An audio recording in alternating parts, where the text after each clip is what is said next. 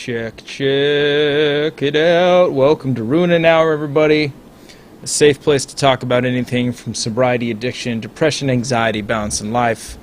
My name is Kyle Gray. We are live every single Wednesday at 5 p.m. Pacific Standard Time. Today we have a very special guest joining us. Lush One will be joining us, but he is in a traffic jam, so he's a little bit late.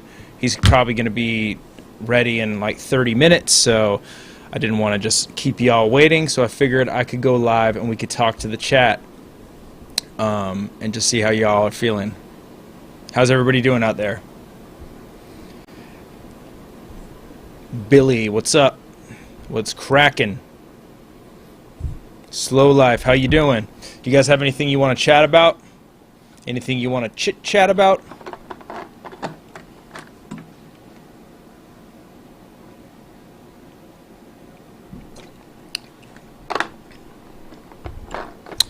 Henry, what up?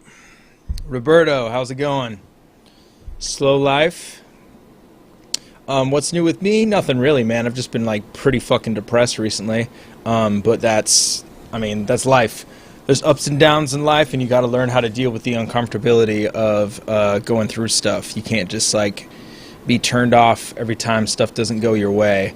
So, intentional positive mindset conquers all. That's dope. Salute on the battle, filming lately, everything looking great. Appreciate that. Thank you very much, Billy. Doing good, man. Still drinking. I had about a month ago. That's good, Slow Life. Hey, man, it's like, it's slow progression, right? You know, it's like all about just getting there slowly. Have I been hiking lately? No, I haven't, but I do, like, when I go to the gym, I walk home from the gym, and the gym is, I think, like 7 miles away from my house, so that's basically hiking. I take an urban hike back to my crib. But I've been in the gym pretty heavy recently. I started going back, so that's pretty cool.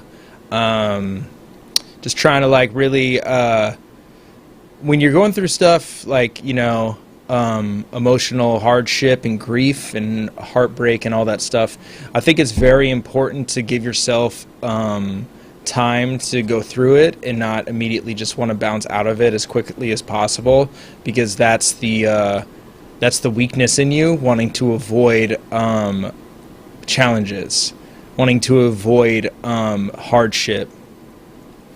You gain the most strength out of being in those. Like, you've never, at least me, I can say that I've learned a lot more from hitting rock bottom than I ever have from being comfortable and being complacent in life. So definitely just trying to, like, feel it, go through it as healthily as possible. Obviously, I'm not drinking, and nothing can make me drink. I think that's the thing that I'm most proud of with my recovery, is that even when I'm going through emotional, stressful times, my mind never goes to drinking. It never goes to, I need to escape this right now. I want to drink some alcohol to just get it out of the way, because that's not good. I was watching Wes Watson. I don't know if you guys follow him, but I was watching one of his videos, and he brought up this great point about how people deal with addiction. You know, it's like when I was an alcoholic, I would always kind of like fall back on the excuse of, well, I'm a good alcoholic. I'm a high-functioning alcoholic. And that's such a cop-out. That's such a bad thing to be proud of, because it's like, what about you just being a functioning person? Like, what about you just being good at functioning in life and not needing alcohol to escape? Like, there's nothing to be proud of to being a functioning addict. That's something that should not be something that you should, like, aspire to be, or you should even comment on. It should be something you should be, like, trying to fix, you know? Like, should be, like, trying to be like, I'm a fucking functioning person. I'm great at life. I'm kicking ass at life itself without alcohol, without using, without, you know, whatever your addiction is. RIP DMX, of course. Let's be grateful for the things we have. Yes, sir. Practicing gratitude is really, really important when you're going through anything in life. Knowing what you have and knowing what you can get Yeah, it's very easy to use comparison to canonize that against ourselves, to like make us like really try to put in the focal point of what we don't have, and that really weighs us down at times. Like, oh, like, you know, for me, example, oh, I don't have like a family, I don't have like a house, I don't even have a car, to be honest. I'm 36, I'm going to be 37 this year, I'm in my late 30s, and you know, on paper a lot of people would view me as, you know, not what they want to be in life, but that's not for them to decide. It's for me to decide the path that I'm on, and I'm grateful that I have a platform such as this where I'm able to utilize it in a way where I think it's really important. I'm grateful for battle rap. I'm grateful for every opportunity I get. I'm grateful that I'm able to work out for 4 hours a day in Los Angeles and get sun every day. I'm grateful I have the ability to eat healthy. I have no health problems. I feel better than when I was in my 20s. Wasabi Finessed from Las Vegas. Good to see you, man. Are you currently involved in any mental health treatment, seeing a therapist? I'm currently not, because, to be honest with you, I can't afford it. And unfortunately, I stopped going to therapy during the quarantine last year because I couldn't really justify paying $200 for a Zoom call with you know, my income. And I cracked a couple times. I ended up going to therapy a couple times and just biting the bullet. And then my therapist actually got too busy, so she couldn't take me on. And that fucking sucks, because I've been going to the same therapist for like 4 years, and for her to like, you know, quasi break up with me was kind of rough. But I understand it, and I'm glad that she's so busy and business is so amazing. Slow life. I just bought a house, but it's kind of overrated. Feels like I'm stuck sometimes, like I can't move until I sell my house, so sometimes renting is better.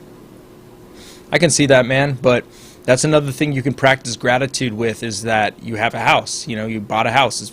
You have this thing that's worth something, you know, so no matter how bad it gets, you have a house that's worth money. You know, you can sell it. Appreciate that, Wasabi. But yeah, practicing gratitude is big, man. Practicing gratitude is really, really big. Ryan, what up, Avo? Been a minute. Hope your family and you are doing well. I'm doing pretty good. I mean, my family's doing pretty good for the most part. You know, everybody's going through something in life. Everybody's going through stuff. When the pandemic is over, do you think they'll continue the no crowd events every so often, since it's been a big hit with a lot of the fans? Since they can rap without being interrupted by crowds. Maybe. I mean, they might. I personally think that shit is fucking horrible. Like, I think that shit is so whack to me. Like, the one battle that benefited from it was Daylight versus Tay-Rock, and we're really going to sacrifice, like, so they did, like one event a month, 2 events a month. So they did, like, probably, like, 50 to 75 battles in the last year, and, like, one was classic. To me, that doesn't really yield good results. I think it would be cool to do one-off battles like that, but I think like having like that be the standard of battle rap, to me, is not battle rap. To me, this is like a means to an ends. So I think crowds are going to come back, but I don't really know how people are going to deal with crowds, because filming in a crowd is not easy, man. Filming in a crowd is stressful and really, really difficult, and you got to have experience with it, or else it will fall the fuck apart, you know? What's poppin', Saint Soldier? I need to see quantum physics in a caffeine setting before it goes away. Yo, you've already seen quantum physics in a... I don't want to see a caffeine setting, because there's no such thing as a caffeine setting. JB filmed Quantum Physics versus Emerson Kennedy on the roof. It's on the URL TV app. You can see it. It's filmed a lot better than any caffeine event. So, and also JB paid for it out of his pocket. So go support that. Is there any events in King of Dot? No, not that I'm aware of. Been going through some things with my wife lately, and we just recently started going to counseling, and it has been pretty helpful. I never thought about seeking help now, but now I think it will on my own. That's amazing, Billy. That's incredible. No, I highly advocate everybody to go to therapy of some kind. If you're a couple, I think it will only benefit you to go to couples therapy. I used to be a naysayer of therapy in general, and it would have helped my last relationship immensely if I would have went to therapy sooner. Crazy how people talk about battle rap when us clearly ruin an hour, not ruin your day. Yeah, I mean, I get it. This is really open to talk about anything, and I'm not really live that often, so it is what it is. But Billy, that's great that you're going to therapy and counseling for you and your wife. I think that friction within a relationship is completely natural. I know that we're trained nowadays to be like, if there's any sort of friction at all, that means it's not working, and to like give up. But there should be a healthy amount of friction and a healthy amount of conversation and dialogue that's not totally agreeable within a relationship. You don't want to be in a relationship where that other person is just an echo chamber with you, because then you won't ever be challenged as a human being. You want to be with somebody that's going to challenge you, that's going to make you a better person, or not make you a better person, but help you on your path that you're on. Much love, Peter. Salute to Wales. Hell yeah. So, yeah, friction in a relationship, in my opinion, is really healthy. Oh, also, this great Wes Watson quote also that I was listening to today. He's talking about how everybody's nowadays is obsessed with instant gratification. That's why we're so obsessed with vices. That's why we're like enamored with social media. I went on TikTok the other day. My friend showed me it, and I seriously could not even process that shit. That shit is mind-numbing how overloading it is. I was like, I am so glad I'm not on that shit. But we're a society that's bred for instant gratification, and Wes Watson gave me this great quote of like, you need to be more comfortable with delayed gratification, because delayed gratification is the gratification that is the most beneficial to you. Putting in work, for example, like working out. You know, you go outside, you run right now, you're not going to just drop weight all of a sudden. You go to the gym once, you're not going to become Arnold Schwarzenegger. You have to literally put in the work over time to yield the results. Same with a relationship. Your relationship is not going. You're not going to go find love at the drop of a hat. You're not going to go find sobriety at the drop of a hat. You have to put in the work. Even loving yourself, you have to put in the work. It just doesn't happen overnight. But our whole society is trained to make us believe that, oh yes, this crazy job, winning the lottery, getting big, going viral. Everybody's obsessed with going fucking viral nowadays. And that's just like microwave flash pan shit. It's the easy route, man. Who the fuck wants the easy route in life? Like, take the challenge. Take the fucking challenge. Do the work. Do the work for yourself. Do the work for your family. Do the work for everything. And I'm saying this as somebody that needs to listen to that advice. I need to listen to that advice pretty big recently. Amy, how's it going? Good to see you in here. Lush is late. He's going to be here in 20 minutes, so I'll power him up when he gets here. He was supposed to be here because he's in LA, but, you know, it is what it is. Did you see the recent Loaded Lux interview on No Jumper? Yes, I did. Fucking Lux, and I've said this a bunch. Lux is one of my favorite people in battle rap. I vibe with his whole aura so much. You know, when I met him, it was a big deal for me because he's so like, he's so positive. It like you can see it reflected in him and Hollow's relationship too. But yeah, that interview is great. If you guys go check out No Jumper, Adam22 interviews Loaded Lux, it's fantastic. It's phenomenal. Go peep it. Big T did really well with his turnaround. I'm super happy for him. I am too. Him and Shotgun Sugar doing absolutely incredible. It's really amazing to see people really take themselves seriously. You know, it's not about vanity at all. It's about taking you seriously and being kind to yourself. Eating like dog shit does nothing good for you. Does absolutely nothing good for you. It just hurts you. And the person you're hurting is yourself. You're only hurting yourself by having a poor diet. You're not like benefiting in any way. Every now and then eating cake is fine. Eating a whole pizza is fine. You know, I'm not perfect. I eat like shit quite often, or else I'd be in a lot better shape than I am. That's why I have to work out like a fucking madman. But yeah, I'm really, really glad that people have taken the initiative now more so than ever to get healthy. Is Lush a good guest for the show? He is a known druggie, and this show is about staying sober. Visual Vendetta, he's actually, I think, over a year sober. I think Lush is probably the best guest I can have on this show because he's gone through the hardest rock bottoms and deepest addiction veins that I've seen anybody go through, and his metamorphosis into the person he is today is truly inspirational for me. I know whenever I talk to him, I feel really good, and it because I've seen Lush go from somebody who will lie to get his way, cheat to get his way, to a person that now is one of the most honest and kind and open people I know. I can totally talk to him full disclosure, full openness, full transparency, and me and him didn't used to have that relationship.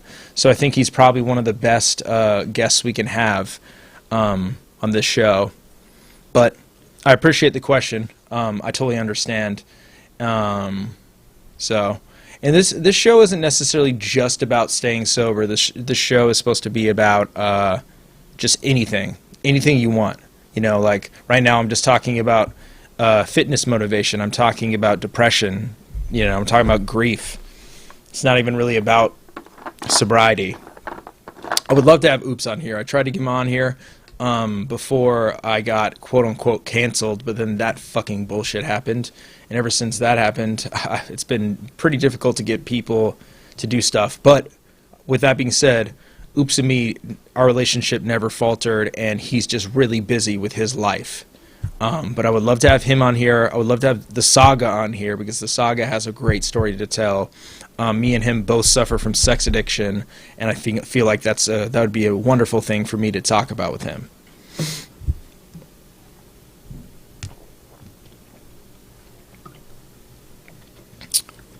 About when did you know it was time to stop drinking? So Jay, I didn't know for a really long time, man. I actually convinced myself that I was just going to be an alcoholic forever. That I was just going to be like cheating on my significant others forever. I was going to be shooting porn behind their back forever. I was literally like pretty.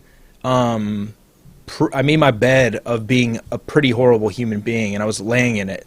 It wasn't until me and my ex-girlfriend broke up, and I saw that like I lost this really, really important person in my life, and I just looked at myself, and I'm just like, I'm not proud of who I am. I don't like this person. I don't like how I'm an alcoholic. I don't like how much I drink. I don't like who I become when I drink. I don't like that I cheat. I don't like that I lie. I don't like this person. And I'm like, let's change it. Let's do something. So I just made a goal of I'm going to quit drinking for a year. And at first it was kind of hard. First it was kind of difficult the first week because I was going through a breakup, so it was like pretty difficult to deal with that grief in a state of sobriety, which I wasn't used to. But as time went on, I really, really became a lot more comfortable with being sober, and I started to actually really love it. And I started to be like, wow, there's all this untapped potential within me. You know, all this stuff that I've like really been like having a ceiling on is like me. I've been like really capping my potential. Like when you're using, you are literally capping who you are as a human being. You cannot be the best version of yourself when you're doing anything like that, when you're in the woes of all your vices. Sex addiction, well, I've got 100 days sober, maybe that's next, but I'm okay with my sex addiction at this point. Doesn't seem to cost me anything. How did it impact you? Yeah, I mean, I think every sort of addiction, I think it's important to look at is your life manageable? Like, if you smoke weed but your life is manageable, there's nothing wrong with it. If you have a drink of wine every now and then, even if you have like drink tequila every now and then, but your life is manageable, it's fun. I would say that it's, you know, I'm not here to judge and to say like a blanket statement of what is okay or what not, but my addiction, my sex addiction drove me to cheat on every girlfriend I've ever had, even women that I like love to this day. You know, my ex I still am in love with. Like, it's it's affecting me in a horrible way. So I can't have a relationship now because of it. And I still would do it. Like I still like couldn't stop. And I remember like literally driving to shoot porn. That's how big my sex addiction got, is it drove me to actually like start shooting my own pornography, to like live out these fantasies. And I remember driving to it, and I was thinking like an addict. I was literally thinking like, okay, I just need to shoot this one last scene, and then I will stop. And I knew that I was addicted. I knew, but I was like, you know, lying to myself about it. So that's how it affected me, man. And it put me in really dangerous situations. It endangered people that were really close to me. Yeah, it literally, my life was unmanageable because of it. So I went to therapy for it. I went to SAA, which is Sex Addictions Anonymous. Didn't really vibe with the program, but it was great going. It was a good experience. And yeah, so just feel like that is kind of still the large view on him by others in the culture. Always been a fan of Avo since started watching it. I didn't have anxiety or depression issues, but I started watching these broadcasts because of sex addiction. Also, this show helped me. Jay Garcia, wonderful, man. Like, you can be addicted to anything. Like, the difficult aspect about sex addiction is sex is very natural, and sex is a need that we all have.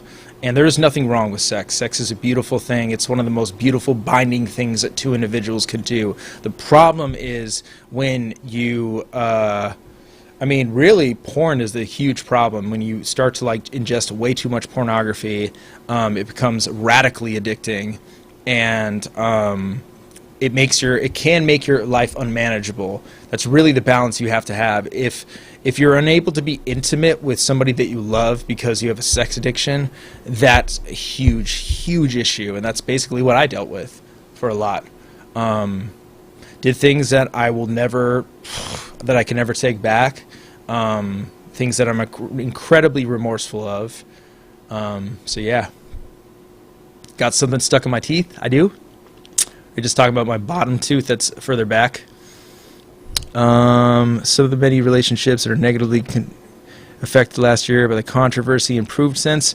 Yeah. They have. I hung out with B Dot pretty recently, so that's pretty good. Appreciate the transparency, of course, man. I just seen it because it caused an end to many of my relationships, and it would lead me to drink more than usual so I can go to a club and try to get laid. I would do things out of myself to get laid. 100%, man. That's exactly what I did. I think a lot of people actually don't realize they have a sex addiction because I know that it's not really talked about nowadays, and sex is so glamorized and so polarizing of an issue in pop culture and society. So yeah, totally understand that, man. Totally understand that. I think Lush might be coming in here any second. But yeah, how's everybody doing? What else is cracking?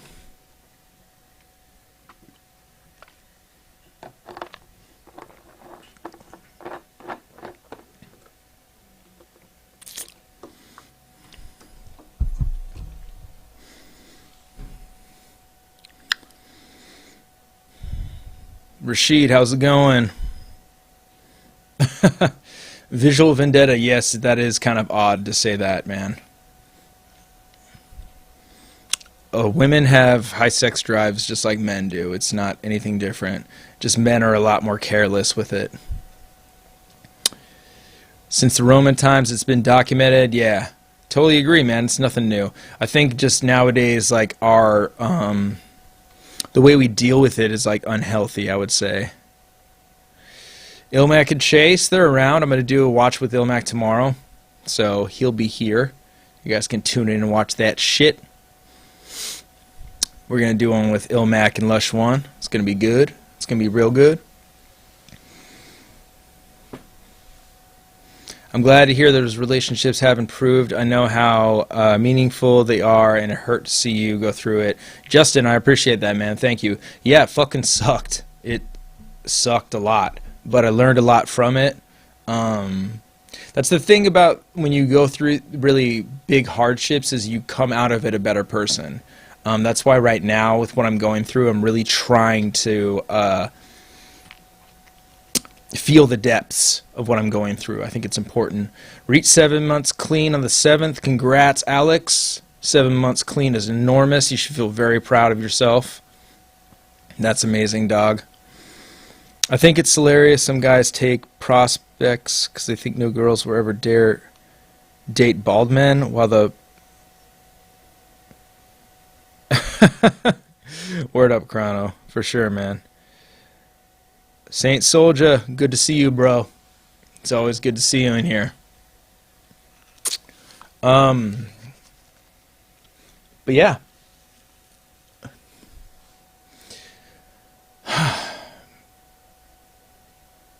Totally. BT, what up? How's it going? Yeah, Justin, I hope so. We'll see. We'll see if the bounce back is coming anytime soon. I don't know if it is or isn't. We shall see. But good stuff is on the horizons, man, right? No matter how far you fall, there's still up. You know, you can always go up. I totally remember Supernatural vs. Juice. One of the best battles of all fucking time, bro.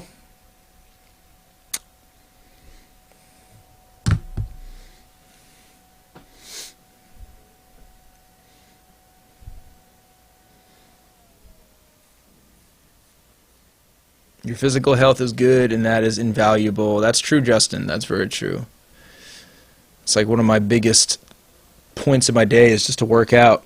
It literally takes me 4 hours to work out. It's fucking insane. Like today I went to the gym. I left around like 11:30, got to the gym at 12, did weights, then did cardio, and by the time I left the gym, it was around almost 3 or 2:40, and then I walked home, and by the time I got home, it was 4. So...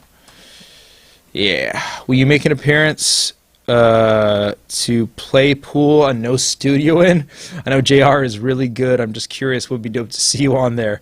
Jay Garcia, of course, man. I mean, they filmed that when they were in Atlanta. Like, but yeah, I would love to do stuff with JR and Geechee. They're dope. I film their podcast whenever they're at my crib. So I just filmed Geechee with Frack. Salute to No Studio In. Missed the bunker days. That was my favorite era of battle rap. Yeah, that era was kick-ass. Alright, we got Lush One in the motherfucking house. Let me power this motherfucker up. He's on his phone. Alright, Lush, you hear me? Yes, sir. Alright, cool, man. How you doing? How's life?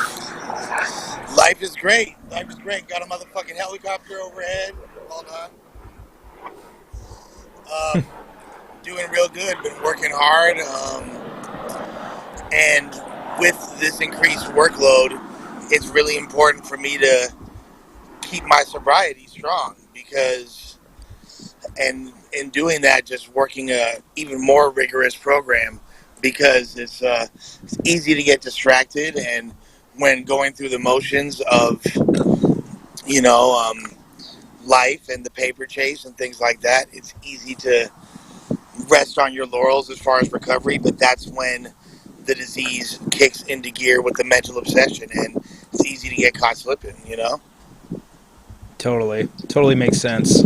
So what have you been doing to keep your sobriety in check?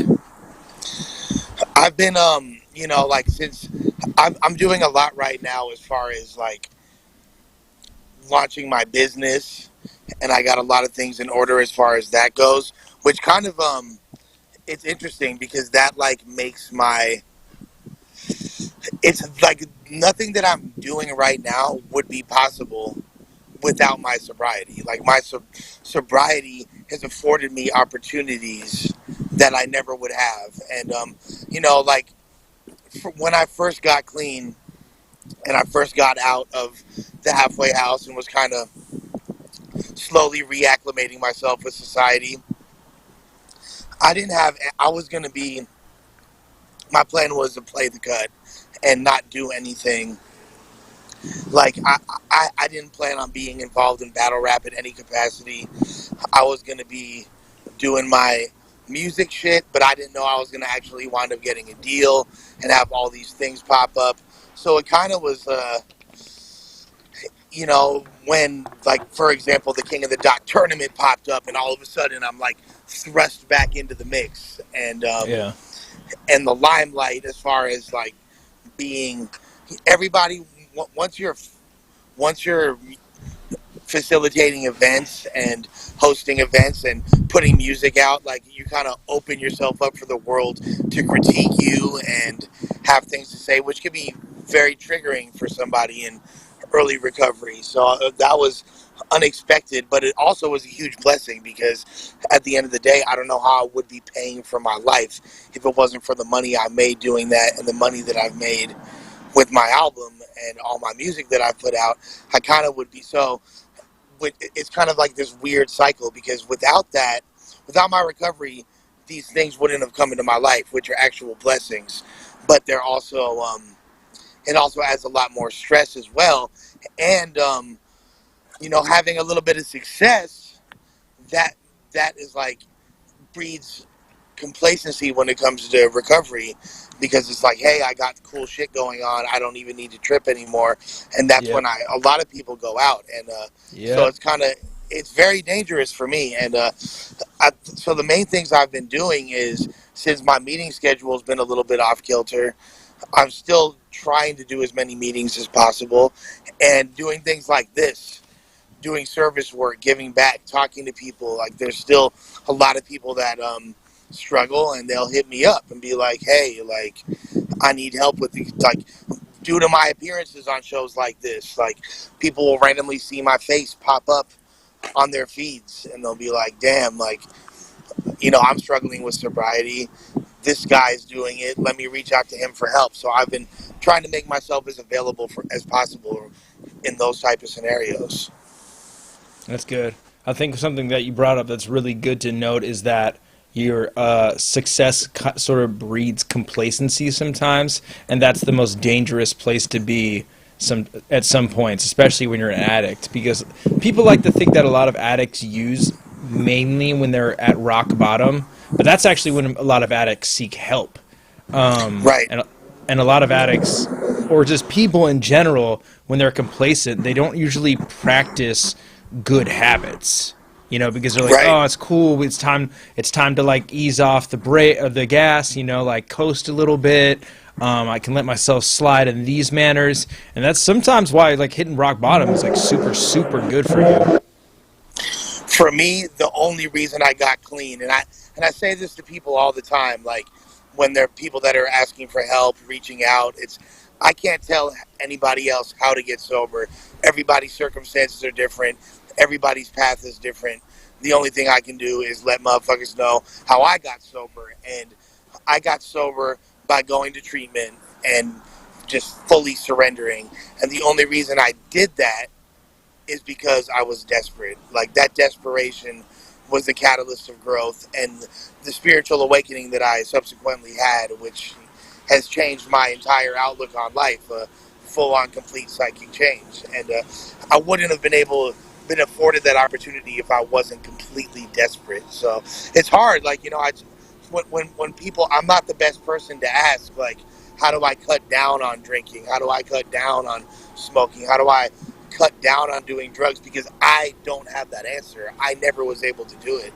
Like it, and I have the physical allergies, so one is never enough, and no, excuse me, one is too much, and 1,000 is never enough. Like, once I get that first taste, it's a wrap, and there's no controlling or modulating it. So, like, I don't know how to do that. All I know is how I fucking stopped. Word. Yeah, that makes a lot of sense. So like, since you're dealing with this success, and you're sort of, you can see yourself faltering a little bit. What are the ways that you're like honest with yourself about those things? Because I know that a big part of your recovery is practicing vigorous honesty. Do you find that challenging at sometimes? Absolutely, especially, like, when for years the only way I've ever known how to really get ahead and get paid has been by incorporating dishonest tactics and being a finesser and things like that. So it's like my whole modus operandi when seeking financial gain has to completely change. And so that in and of itself, like my instinct when in those situations when people are asking, oh, how much money is this going to make in a month? Like my instinct is to be like, oh, $1,000,000, when the reality is it's a lot less than that. So I need to just really check myself, because for me, like, lies, it becomes like a motherfucking avalanche, you know, like one little snowball quickly turns into a boulder in no time. So I need to just stay on top of it. And you know, like it's hard. Like rigorous honesty is the cornerstone of my recovery. And what I hear a lot of people say is, for them, they're not able to be rigorously honest with everybody. And as long as there's one person they're being rigorously honest to about something, then like that's their way to kind of circumvent it.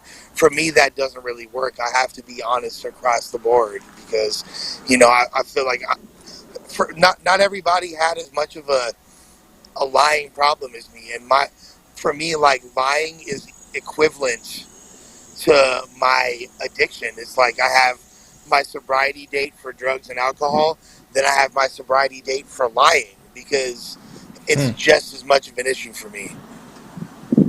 Interesting. That makes a lot of sense. That makes a lot of sense.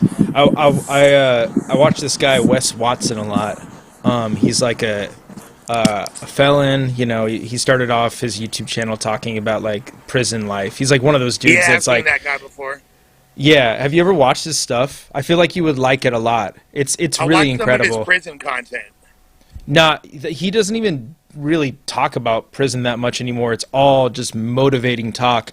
And he was saying that bad activities never yield good results.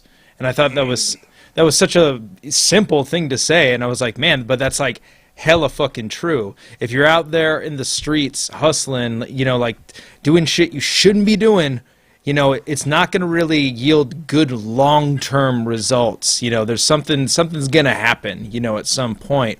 And I feel like that could be applicable also to recovery as well. And like this thing you're talking about, like vigorous honesty, it's like telling little white lies here and there can compound themselves. And, you know, you've said it best, like bad habits hang out like gang members. So it's like Period. you're doing one thing bad, it's like probably going to lead to another thing, you know?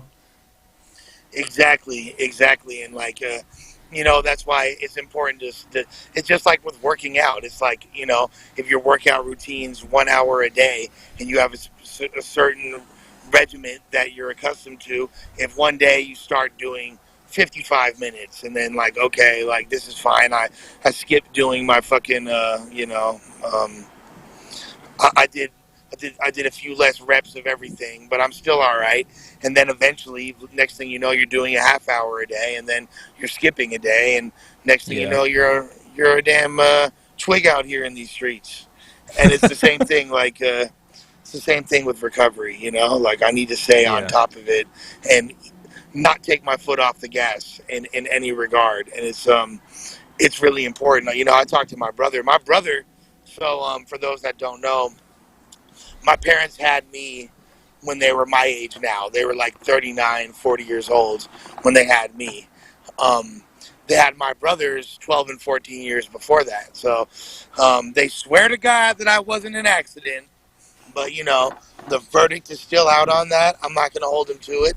The fact of the matter is I'm here now, and I'm blessed to be here. But so my brothers are in their early 50s. My oldest brother got sober when he was like 19, 20 years old. He's got 32 years in the program. Damn. And yeah, and he's very, very successful, you know, CEO of a company, makes a lot of money, helps a lot of people, and is very active in the recovery program and all that. So, you know, I soak up a lot of game from him. I have a sponsor in 12-step programs, but, you know, I probably talked to my brother about that kind of shit even more.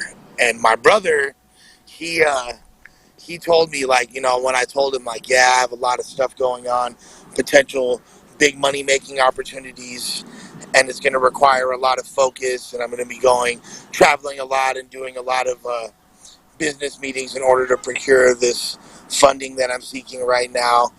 Like, that's gonna be pretty all consuming. And he was like, do not slip on the, you know, you could always go to a meeting. Like, in fact, I recommend you go to twice as many meetings now. And Yeah. So that's what it is, and that's really what I'm trying to do, is like, because my instinct is to just like, oh, I don't have time for this shit. But, you know, without my spiritual health and without my mental clarity on, like, then I have nothing else. Then these opportunities won't keep coming, or when they do, I'll fumble the play like I always have in my past.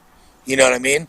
And so Yeah. it's important for me to just like, you know, I talk to a lot of people, and they're like, well, you know, I want to go to treatment.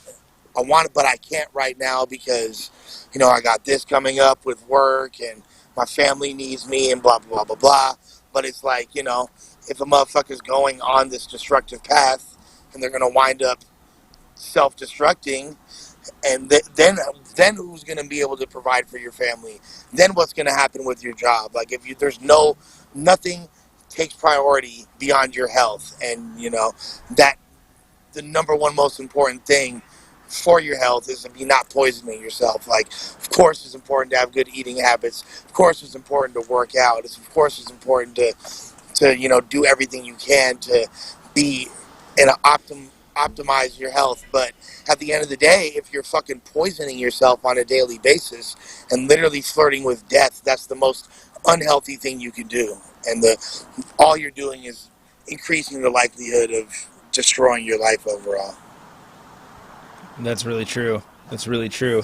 Have you been doing anything for your health recently? I know you were like in the gym a while ago. Have you been like taking walks, like doing anything? You know, like I know that you've been I like super busy. I've fallen off very, very hard when it comes to all of my, and, you know, like I've the thing is, like, I like, so I'm 5'10". um at my healthiest I should be like 180, around 180, you know what I mean, is like me, like, healthy with a little weight on me. When I was on drugs, I got down to, the worst was, and you know, we've talked about this during like the periods where you're like, damn, like, Lush looks hella fucking skinny, I'm worried about him, you know, and you would like tell mutual friends that. And during that period I was down to like 140 something pounds. So right now I'm like probably 30 pounds overweight. I'm like 210, something like that. I might even be a little more, you know. And like, it's not muscle. It's like, it's, you know, I'm like 7 months pregnant in these streets. But I think that's a lot better than me being like that. So like, Yeah, my body's for sure overcompensating for how, you know, I didn't eat barely shit for years. You know what I mean? Like, that's and my crazy. eating habits were crazy. Like, I'm eating well. Like, I don't eat hella fast food and shit like that, but I eat a lot. I have too many sweets. I think probably the worst thing in my diet is sugar, as far as drinking soda and Red Bull and things like that. So that's definitely, like, I'm going to be starting my fitness journey very soon. I have a gym membership, which I've neglected, so I definitely want to get back on that. And taking walks probably is a good first step, and just you know, doing just like a few, hitting the little fucking machines at the gym and shit, and work my way up. Because when I got out of treatment, I was in good shape. It was like damn near the best shape I've ever been in my life, and Yeah. I want to get that back. Yeah, no, I mean, I know that the first step is sometimes like the hardest, and like getting in there is like such a pain in the ass, but like, man, I feel like with the stress that you're going through right now, with just everything, like, you know, the stuff you're working on, I feel like you would greatly benefit from just like some regular minimal exercise. You know, even if you started doing some push-ups, you know, like 10 push-ups, you know? Like, when you wake up, just do like 5, and then take a break, do another 5. You know, it's small. It's like, it doesn't have to be something crazy. And then just take a walk. Like, take a long walk, you know? It will make a huge difference. You know, I'm gonna give you spiritual license, and all the Ruin Hour community that are watching this, I give you spiritual license to hold me accountable on that, and I will take a walk and do, let's say, 20 push-ups a day. Let's do 20 push-ups a day to start. I know that that's a very low number, but I'm gonna start. No, I'll that's start with fine. 10. I'll start with 10 for a few days, work my way up to 20, and I'll come back on here next week and update everybody with my progress. And if I haven't been doing that, you have spiritual license to put your foot up my ass. But nah, but please hold me accountable. I'm asking for accountability from the community. For sure, man. And, you know, like, I know if having that sugar craving is not easy. I have that same fucking craving. What I try to do is when I have that sugar craving is I try to eat fruit. It's like, it's not great. You're still eating sugar, but it gives you a lot of other nutrients with it. So it's like, it is a healthy alternative to it, you know. And if you're craving sugar, just fucking eat some fruit. I need to, bro. I need to, because this shit's getting crazy, bro. Like, I'm eating for 2. You know what I mean? I'm expecting in a couple months, so we got to do something about that. You know, regardless of what people's feelings are, this baby does need to be aborted. I'm like Schwarzenegger and fucking Junior. Word, man, word. Is there anything else you wanted to touch on or anything? Chat, if you guys have any questions for Lush, feel free to ask away. I just saw somebody ask, what were you addicted to mainly? I know that you've touched on it. So I'm straight up a motherfucking garbage can head, dude. Like, I have been addicted to every single drug under the sun. I've tried every drug. You know, like, I've definitely have smoked crack, but I wasn't a crackhead, but I was definitely a bad cokehead. I was like, so it's weird, like, what I actually went to treatment for and what I detox, like, obviously, like, we'll just say weed off top, and weed, like, you know, that was the base. I'm not one of these people that believe that weed is not a drug, but I also don't think, I know a lot of people that only smoke weed and have very productive lives that are manageable. So, you know, but for me, like, I was smoking from the time I was 12, a fucking quarter to the face every day. But obviously that's not my main drug of choice. What I went to treatment for was alcohol and Xanax, benzodiazepines. But on top of that, I took a lot of opiates. I was a cokehead. I was addicted to crystal. I popped a lot of ecstasy. So really everything under the sun. And I think that, and this isn't something that I recommend, but I do think that the reason why I was able to have a feigned sense of functionality for as long as I did, even though I know I was clearly pretty unfunctional and definitely left a lot to be desired as far as like the overall trajectory of my life and what it could have been. Like, I would be addicted to something and like binge super hard, like go on a coke binge for like 4 or 5 months, and then kind of like transfer that to popping ecstasy for a couple months, and then transfer that to like popping Adderall, and then transfer that to, and then, you know, the whole time downers to kind of balance everything out, and then I would have a big opiate phase and kind of like weave in and out of different addictions. But there was never a time where I was addicted to less than 3 different things. Ooh, word, that It's pretty makes fucking sense. gnarly, dude. Pretty gnarly. Yeah, Pretty gnarly. you know what also is something that I heard on the video Wes Watson was talking about today that resonated with me a lot, because, you know, when I was an alcoholic, like, I was really high functioning, and I would always use that as an excuse to why I should drink. I'm like, well, I'm fucking good at it, you know. I'm a high functioning alcoholic, like nobody I'm really making knows. money. Yeah, and then it's like, well, why don't I just be a high-functioning person? Like, why don't I just be good at functioning at life instead of being good at functioning on this thing that's debilitating you, you know? And I feel like a lot of addicts have that mindset where they're like, well, I'm good at this. I can get away with it. You know, I can cut the corners in life, you know? And it's like, the only person you're hurting is yourself, you know, at the end of the day. 1000%. And there's like, there's that, and then there's a lot of you know, what I would do, and I hear from a lot of people is like, for example, certain drugs. Let's take stimulants. Oh, by the way, I forgot to mention I was a fucking tweaker. All that Adderall and coke wound up leading me to meth, so I was a fucking tweaker too, and I definitely had a meth addiction. Sorry I didn't mention that sooner, but certain drugs like uppers, let's say like Adderall, Crystal too for like severe cases, but really like Adderall. Like a lot of people that are artists, they'll fuck with Adderall heavy because it helps them create and it like helps them write and like they're, you know, just become their minds working so fast they can think of more shit. This is something, there's a lot of like, it's almost like a quiet epidemic in the battle rap community for sure, to be honest with you. You know what I mean? Like, is a lot of people fuck with the Adderall super heavy. And Yeah. you think that, like, I got to a point where I thought that I needed that in order to be creative. Like, there's a big period of time where I was doing a lot of ecstasy in the studio, and I wouldn't want to like record without ecstasy or Molly, and like because I was like, oh, I can really go inside the music and it's making me so much better, and like I'm thinking on this whole crazy visceral level. But that's, to me, turned out to be a huge illusion. And like the stuff that I write and my creative process since I got sober is so much better, especially like with actual performances, because like you like motherfuckers will think that they're like killing it on stage and being a rock star, but really, like, you know, like you're slurring your words, you're not controlling your voice, you're not like aware of the crowd at all and what's going on, and like Yeah. you completely have lost yourself at a certain point. And Yeah. that's something that I had to like learn the hard way, and like through my sobriety realize like what an illusion that was. And like for people that are caught in that cycle, it's going to take them getting off the shit long enough as to where they're like, because you go, when you stop doing, if you're doing shit like Adderall or speed every day, when you stop, you feel sluggish as fuck.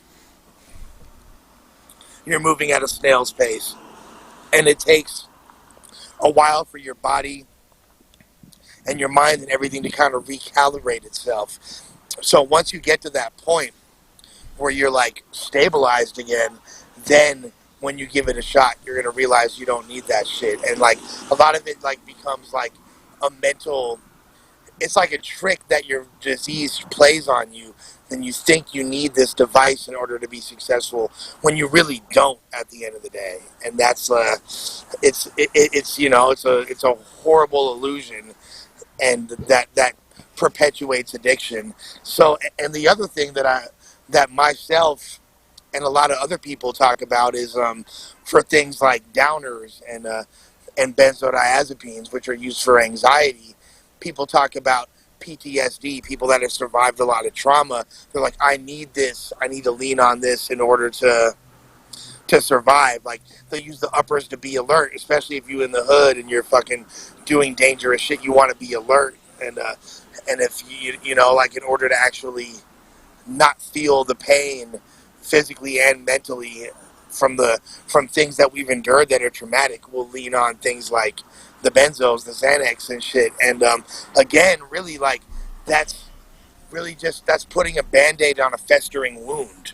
Like it's not doing anything. It's bringing you outside of yourself so you might not be momentarily afflicted by this, but as soon as that shit wears off, it's still there. Really, the only thing that works for intense trauma and PTSD is therapy. Is like there's all different kinds of therapy. There's, you know, EMDR therapy, and there's like intense emotional therapy, and that people that have endured things like that really need to go through. And I know a lot of people have an aversion to therapy. There's like definitely in certain communities, there's like there's a much bigger stigma attached to that. But you know, like I feel like there's been a lot of movements recently which are pushing an agenda of mental health, which I'm all in favor of. And that's why on Saturday, one of the things that I'm doing that Avocado is going to actually be a part of is I'm on this Saturday, we're doing, you can see it right here on Ruin Your Day, I'm working with an organization called Rhythmic Mind, and they're an amazing organization. Shouts to my homies Max and Jonah. And what they do is is they teach the art of freestyle rapping in different schools all throughout the Bay Area, and they're expanding beyond that. You know, they're coming down to LA for their first time, and I'm going to be a part of that. And we got a lot of dope rappers going to be a part of this cipher, teaching the therapeutic benefits of freestyling, and which I think is amazing. So there's so many different things that people can do to channel their trauma in a productive way. And you know, for me, creating, rapping, freestyling, these are all, without that, I don't know where I would be. So, you know, it's going to be dope this Saturday to give people a chance. And you can check it out live on the Ruin Your Day channel.